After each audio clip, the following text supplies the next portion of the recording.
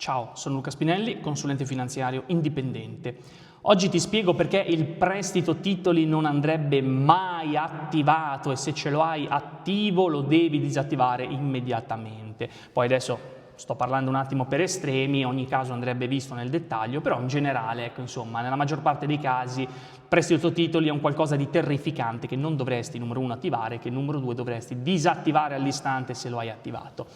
Allora, ci sono dei broker che mi dicono, io questa cosa non la sapevo, mi spaventa apprenderla, ecco, che te lo attivano in automatico, quindi tu hai il prestito titoli attivato in automatico, non sai di averlo, con tutti i problemi che adesso vediamo, quindi verifica questa cosa, io non so di quali broker si tratta, ovviamente queste belle cose i nomi non te li fanno mai, però ecco, verifica questa cosa, vai, cerca nelle opzioni del tuo home banking, del tuo broker e verifica se hai questa opzione di prestito titoli attivata o meno, magari a tua insaputa. Io mi chiedo come sia possibile che sia attiva a insaputa del cliente, ma insomma queste sono le segnalazioni che mi sono arrivate, 2 o 3 per carità, però insomma per dire ok facciamoci un video, caspita, la cosa è stata abbastanza singolare.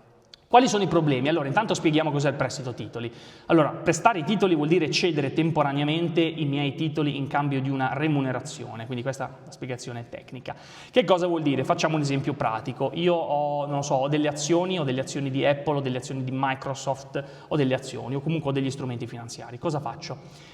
Accetto di darli in prestito, quindi non presto dei soldi in cambio di un interesse, io presto dei titoli, cedo temporaneamente la proprietà, quei titoli non sono più miei, io ho 100 azioni Apple, io le presto a un'altra persona che mi remunera ovviamente, un po' come se prestassi dei soldi. Qual è il problema però? C'è un problema gravissimo, tu non lo dovresti mai attivare per, eccolo qua, due motivi che mi sono segnato, due motivi molto banali. Intanto numero uno, quando i titoli vanno in prestito, come dicevo all'inizio, non sono più tuoi, tu perdi tecnicamente la proprietà di quei titoli perché sono in prestito, quindi l'altra persona si prende diciamo la briga di pagarti una remunerazione, il famoso interesse, che è ridicolo, ok? Se vai a vedere quanto ti viene remunerato il prestito titoli, ti spaventi perché nell'arco di un anno magari può essere anche una percentuale, un minimo sensata, ma il prestito titoli, ricordati che non è detto che venga diciamo, tenuto attivo per tutto l'anno, cioè chi te li prende in prestito per riconoscerti, non so, magari il 2% li dovrebbe tenere in prestito per tutto l'anno, 365 giorni, ok? Invece magari queste persone che prendono titoli in prestito te li prendono, non lo so, per un giorno, 2 giorni, una settimana, magari un mese, quindi capisci che quella percentuale che magari fosse anche il 2% per un'operazione fra virgolette senza rischi, tu credi, ma non è così, potrebbe anche essere interessante, invece no, perché di fatto la tua remunerazione è ridicola.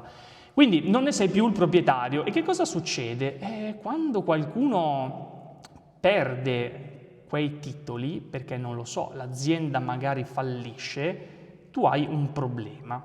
Tu non hai più i titoli, perché tu ne avevi ceduto temporaneamente la disponibilità. Poi adesso sto un attimo esagerando a fare terrorismo, perché dovrebbe fallire in contemporanea anche il broker, quindi tutti dovrebbero fallire, però comunque è una possibilità, quindi se tu hai un portafoglio titoli composto esclusivamente da azioni che tu dai in prestito, tu metti caso che uno te le prende tutte in prestito, una più persone, più istituti, te le prendono tutte in prestito, sia il tuo broker sia che queste persone falliscono, tu hai 0 euro, quindi in cambio di cosa tu ti prendi un rischio che è fantascientifico, ma comunque esiste, ma in cambio di cosa? In cambio di qualche centesimo di euro per aver dato i titoli in prestito per un giorno, 2 giorni, una settimana, ma non te lo fa fare nessuno.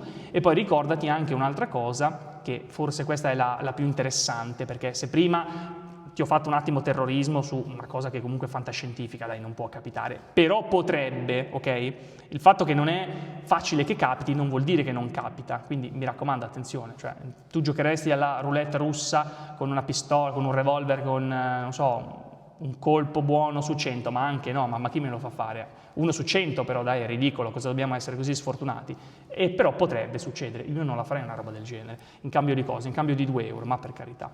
Comunque in ogni caso, e qui chiudo questo velocissimo video, il prestito titoli non lo dovresti mai attivare per questo più concreto problema, che è il fatto che chi prende titoli in prestito li usa per scommetterci contro. Quindi io li prendo in prestito per poterli shortare, per poterli vendere. Quindi io scommetto su un ribasso di quel titolo. Quindi tu cosa fai? Tu stai facendo la genialata di accettare 2 spiccioli di remunerazione per darli, questi strumenti, queste azioni che tu hai, a qualcuno che le userà per tentare di abbattere il valore di quel titolo, di quell'azione. Io do in prestito 100 di Apple e mi trovo una persona che mi paga 2 euro e in cambio riesce magari ad abbattere Apple di 3 euro. Ecco. Quindi tu nell'immediato fai questa grandissima sciocchezza. Quindi prestito titoli, mai attivarlo, almeno secondo me, nella maggior parte dei casi, e verifica che magari tu non ce l'abbia già attivo a tua insaputa. Quindi questo è tutto, io ovviamente sono a tua disposizione nel caso volessi approfondire un attimo meglio questo argomento. Se il video ti è piaciuto ti chiedo come sempre un like, un commento, iscriviti al canale e noi ci vediamo al prossimo video. Ciao!